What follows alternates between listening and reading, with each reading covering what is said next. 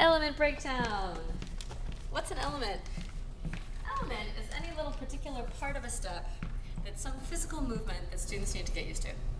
In Argentine tango, there might be the element of the lady learning how to cross her feet and then knowing to take her right foot back from that position.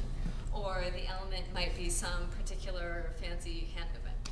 Or the element might be doing backtracking footwork. Boom, boom, boom, boom. That's an element.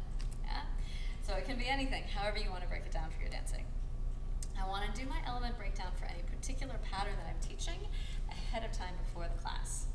The reason I break down those elements is then I know, okay, in the classes prior, I need to cover these elements before I put them all together on, you know, the fourth class or something like that. I try to never introduce more than one element at a given time, because that's when you get confusion. So step number one of teaching more faster with fewer confused students, know what your elements are and only introduce them one at a time. Let's say I had this backtracking footwork for the guys. It's not hard, but I would try to introduce that as its own thing. I say, okay guys, we're gonna learn this new footwork and it's gonna go with the ladies' right turn, but first learn the footwork. So they learn this, and I do it in simplest possible context, which is just where the girls spin around. Boom, boom, boom, the girl spins. Yeah, so I'd learn that footwork.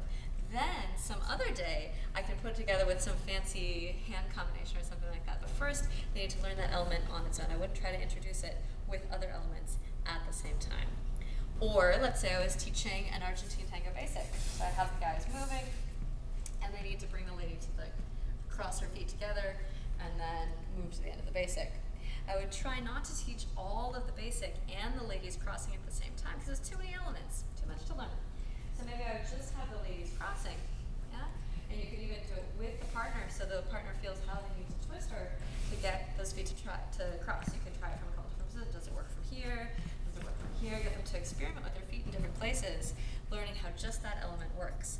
And then you could add it together with some walking. You could say, okay, we're gonna walk, and then I want you to twist the lady so that she puts her feet into a cross, and then walk out. So getting that element to go in with other things. Then, some other day, I could say, okay, now we're going to put it together with these other things, and we're going to put in that one element that we learned, that crossing step, and now we'll do it together. So, break down your elements, and then figure out how you can introduce them, just one element at a time. It's a very important first part of your pre-work.